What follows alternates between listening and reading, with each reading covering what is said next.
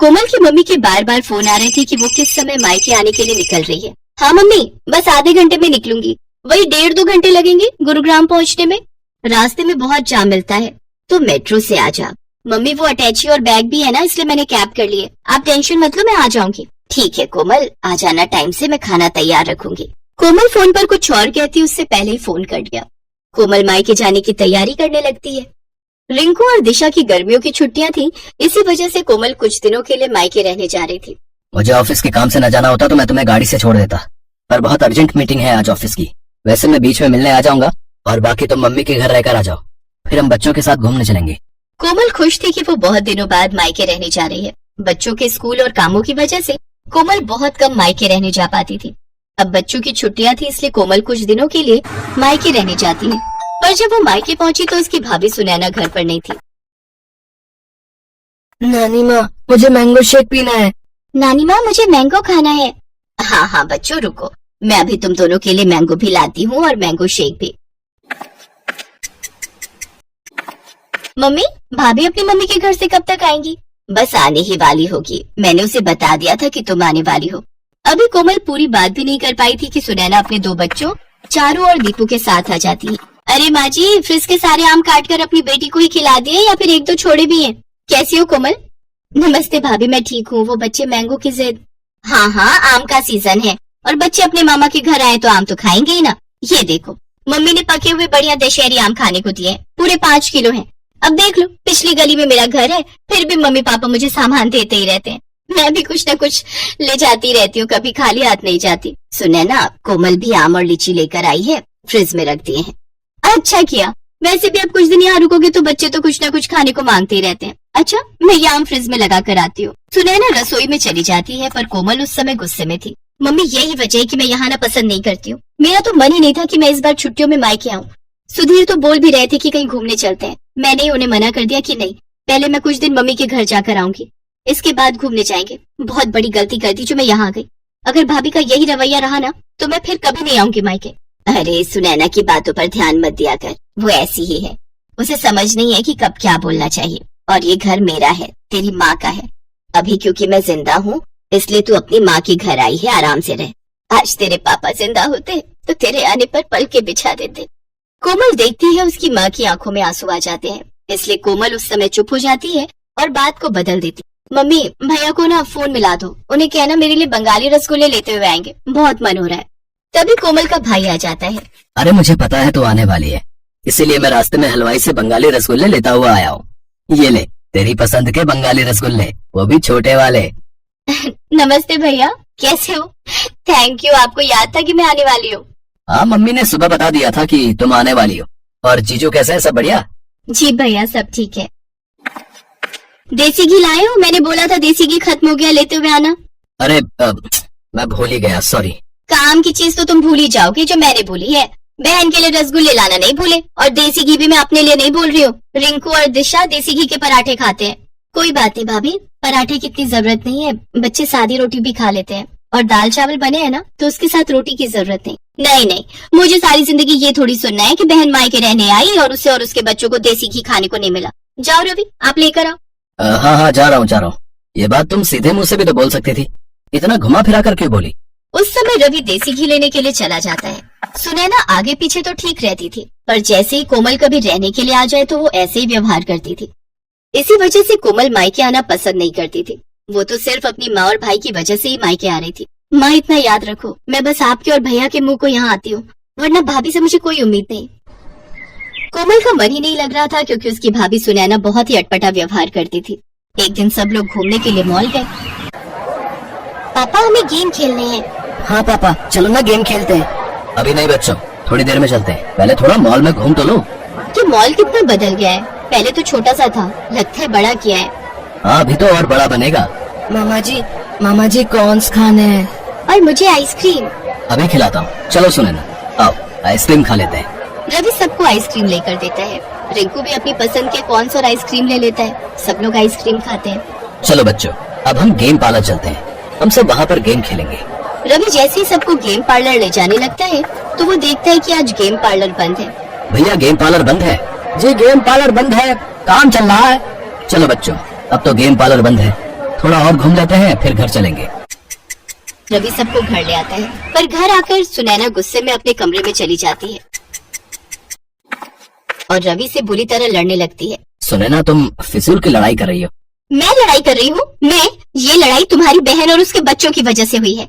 तुम्हें जब चारू और दीपू ने बोला कि पापा गेम पार्लर चलो, तो तुमने उनकी बात पर ध्यान नहीं दिया, और जैसे ही तुम्हारी बहन के बच्चों ने तुमसे आइसक्रीम और कॉर्न्स की फरमाइश की, तुमने फौरन खरीद कर दे दिए।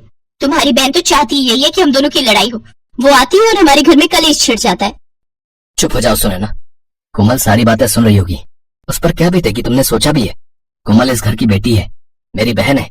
अगर तुम्हारे घर में तुम्हारे साथ ऐसा हो तो तुम पर क्या बीतेगी सुनैना? थोड़ा होश में आओ, तुमने आज बहुत बोल दिया। कोमल सब कुछ सुन चुकी थी। कुछ देर बाद जब सुनैना शांत हो जाती है, रवि भैया, चारू और दीपू के एडमिशन की बात सुधीर जी ने स्कूल में कर ली है। आप चिंता मत करो, अब इन दोनों का एडमिशन भी रिंकू और दिशा के स्कूल में हो जाएगा। छुट्टियों के बाद आपको एक फॉर्म फिल करना है, बाकी सारी बात सुधीर जी ने कर ली है। अब जीजू को मेरी तरफ से थैंक यू बोलना। वैसे मैं भी उन्हें पर्सनली फोन कर दूंगा। इतने समय से एडमिशन की वजह से मैं बहुत परेशान था। सुधीर जी ने बहुत बड़ा काम कर दिया। कोमल वापस जा रही है रवि। सुनैना की बातों से इसका मन बहुत दुखा है। हाँ भैया, अब मन बहुत दुख चुका है और आप प्लीज मुझे रोकना मत। मैं नहीं चाहती कि मैं आपकी और भाभी के झगड़े की वजह बनूं। मेरी कैब आ गई है, मैं चलती हूँ। कोमल जैसे ही बैग उठाने लगती है, सुनैना उसका हाथ रोक देती है। कोमल सॉरी, मैं जानती हूँ मेरी वजह से तुम्हारा मन दुखा। तुम हमारे लिए इतना सोचती हो और मैंने तुम्हें कितना कुछ गलत बोल दिया। ऐसे अचानक मत जाओ, सुधीर जी गलत सोचेंगे। कुछ दिन और रुक कर जाना। बच्चे बहुत मन से अपने मामा मामी के घर आए हैं, मैं ऐसे नहीं जाने दूंगी। मैं जानती हूँ मैंने गुस्से में बहुत गलत बोल दिया, पर मैं ये भी जानती हूँ कि तुम मुझे माफ कर दोगी। भाभी प्लीज आप मेरे से सॉरी मत बोलो, आप मुझसे बड़े हो। सारे गिले शिकवे दूर हो जाते हैं और मन की कड़वाहट खत्म हो जाती है। सुनैना और कोमल एक दूसरे के गले लग जाती हैं। सब कुछ ठीक हो जाता है। रिश्ते फिर से सुलझ जाते हैं। सुनैना ने अपनी गलती मानी और उसे एहसास हुआ कि जैसे वो अपने घर की बेटी है, वैसे ही कोमल इस घर की बेटी है, और अगर उसके साथ ऐसा होता तो उसे कितना दुख पहुंचता। इसलिए सुनैना ने अपने व्यवहार को बदला और रिश्तों में आने वाली दूरियां खत्म हो गईं।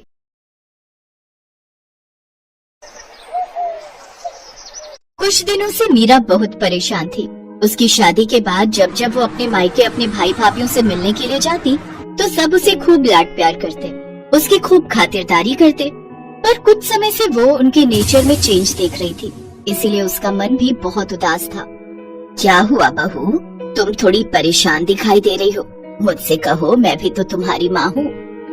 माँ जी, शादी से पहले भैया भाभी मेरे से बहुत प्यार से बात करते थे, मेरी छोटी छोटी जरूरतों का बहुत ख्याल रखते थे, मुझे किसी भी चीज की कमी नहीं होने देते थे। पर शादी के बाद मैं जब भी उनसे मिलने जाती हूँ, वो मेरे से ठीक से बात ही नहीं करते और यहाँ तक कि मुझसे मिलने भी नहीं आते, और मुझे उन्होंने बुलाना भी बहुत कम कर दिया है। आखिर ऐसा क्या हुआ है जिस वजह से वो लोग मुझसे बात करने से कतराने लगे हैं? हो सकता है बहू ये तुम्हारे मन का वहम हो। पहले तुम उनके साथ रहती थी ना, तो तुम्हें इस बात का एहसास नहीं होता था। अब तुम उनसे दूर हो, इसलिए तो उन्हें ज्यादा याद करने लगी हो, तभी तुम्हारे मन में ऐसे विचार आ रहे हैं। मुझे नहीं लगता कि ऐसा कुछ उनके मन में होगा। एक काम करो, तुम कुछ दिनों के लिए अपने मायके रहकर आ जाओ, इससे तुम्हारे मन का वहम भी दूर हो जाएगा और तुम्हारा उदास मन भी ठीक हो जाएगा। थैंक यू माँ जी, मैं तो पता नहीं क्या क्या सोच रही थी। मैं कल ही मायके रहने चली जाती हूँ। एक काम करती हूँ, मैं उन्हें कुछ बताऊंगी नहीं, उन सबको सरप्राइज दूंगी। अगले दिन मीरा अपने भैया भाभी को सरप्राइज देने के लिए अपने मायके पहुँचती है, पर वहाँ पर तो ताला लगा हुआ था। अरे, घर पर तो ताला लगा हुआ है, हो सकता है निशा भाभी और अलका भाभी कहीं बाहर गई हो। थोड़ा इंतजार कर लेती हूँ। एक काम करती हूँ, निशा भाभी के मोबाइल पर फोन करती हूँ। मीरा अपनी बड़ी भाभी को फोन मिलाती है, पर फोन ही नहीं मिल रहा था। तभी पड़ोसन उसके पास आती है। अरे मीरा बिटिया, कैसी हो? नमस्ते आंटी जी, मैं ठीक हूँ। आपको कुछ आइडिया है कि भाभी कहाँ गई है?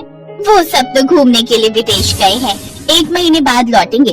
वो तुम्हारे भतीजे ऋषि का बर्थडे है ना, वही मनाने के लिए गए हैं। विदेश गए हैं? मुझे बताया भी नहीं। आ जाओ बिटिया, यहाँ आ जाओ, मैं चाय बनाती हूँ। नहीं आंटी जी, मैं फिर कभी आऊंगी, अभी मैं चलती हूँ। नमस्ते आंटी। मीरा के दिमाग में बहुत सी बातें चलने लगी। पूरे रास्ते कुछ न कुछ सोचती रही। अजय भैया और विजय भैया तो कह रहे थे कि मेरी शादी के लिए उन्होंने कर्ज लिया है, उनके पास शादी के लिए पैसे नहीं है। पहले ही उनका काम अच्छा नहीं चल रहा, बड़ी मुश्किल से मेरी शादी कर रहे हैं, पर विदेश ट्रिप में बर्थडे के लिए फिर उनके पास पैसे, मुझे कुछ समझ नहीं आ रहा। और यहाँ तक कि घूमने जा रहे हैं, वो भी देश से बाहर, विदेश में। मुझे एक बार फोन करके बताया तक नहीं। उलझन भरी बातें मीरा के दिमाग में चलती रही। जैसे वो वापस ससुराल पहुंची तो उसकी सास और पति दंग रह गए। अरे मीरा, तुम वापस आ गई? तुम तो भैया भाभी के घर रहने गई थी ना? क्या हुआ बहू, तुम लौट क्यों आई? भैया भाभी आउट ऑफ इंडिया गए हैं ऋषि का बर्थडे मनाने के लिए। सब लोग 1 महीने बाद लौटेंगे। मुझे एक बार भी फोन करके दोनों भैया और भाभी ने बताया तक नहीं। मैं यही सोच रही हूँ, कम से कम एक फोन तो करते थे। हमसे तो उन्होंने कहा था कि हमारे पास शादी के लिए पैसे नहीं है, इसीलिए अमित ने लोन लेकर पूरी शादी का खर्च उठाया था। वैसे मुझे ये बात कहनी नहीं चाहिए बहू, पता नहीं तुम क्या सोचोगी, पर उन लोगों के पास विदेश घूमने के लिए पैसे कहाँ आए, जबकि पूरी शादी तो हमने की है। यही देखते हुए कि उनके पास शादी के लिए पैसे नहीं है।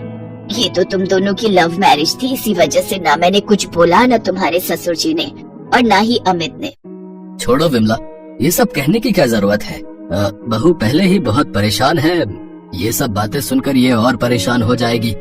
कोई नहीं, मीरा हमारी बहू है, हमारा खर्चा हो या इसके मायके वालों का, बात एक ही है। अगले 1 महीने तक मीरा के भाई भाभीियों ने एक भी फोन नहीं किया।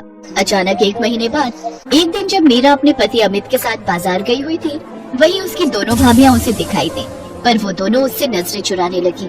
सुनो, ये तो निशा भाभी और अलका भाभी है ना? इसका मतलब ये लोग विदेश से वापस आ गए, पर इन्होंने आकर भी मुझे फोन नहीं किया।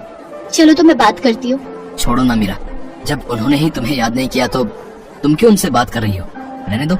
नहीं नहीं, ऐसे थोड़ी होता है। जरा पूछूं तो वो मेरी भाभियां हैं, उनसे ये सब पूछने का तो मेरा हक बनता है। रुको मैं अभी पूछती हूँ। मीरा जैसे ही अपनी दोनों भाभियों के पास जाने लगती है, उसकी भाभियां उसे देखकर इग्नोर करके चली जाती है। निशा भाभी, अलका भाभी, इधर। अरे, मुझे देखकर भी अनदेखा कर दिया। मुझे कुछ समझ नहीं आ रहा, आखिर ये माजरा क्या है? मैंने तुम्हें बोला था ना कि मत जाओ। देखो, उन्होंने तुम्हें देखा फिर भी नहीं रुकी। चलो अब घर चलते हैं। मीरा घर आकर सारी बात अपनी सास को बताती है। अब तो ये सब सुनकर मुझे भी कुछ गड़बड़ लग रही है। तुम्हारे भैया भाभी तुम्हें अनदेखा क्यों कर रहे हैं? कुछ दिन इंतजार करो, देखते हैं, क्या पता वो खुद फोन कर लें। अगले कुछ दिनों तक मीरा ने वेट किया, फिर भी किसी का भी फोन उसके मायके से नहीं आया। एक दिन मीरा अपनी सास के साथ किसी काम से बाजार से लौट रही थी, तो रास्ते में उसे अपने पापा के खास वकील दोस्त मिस्टर शर्मा मिल गए, जिनसे उसे एक ऐसी बात पता चली जिसे सुनकर वो और उसकी सास हैरान रह गए। मुझे तो हैरानी हो रही है मीरा बिटिया कि तुम्हारे दोनों भाइयों ने बंटवारे का हिस्सा तुम्हें नहीं दिया, जबकि तुम्हारे पापा तो 3 हिस्से करके गए थे। उन्होंने तुम्हारी वसीयत में यही लिखा था कि तीसरा हिस्सा तुम्हारी शादी और तुम्हारे दूसरे खर्चों के काम आएगा। पता नहीं अचानक से तुम्हारे दोनों भाइयों ने मुझे मना कर दिया और मेरी जगह किसी और वकील को हायर कर लिया।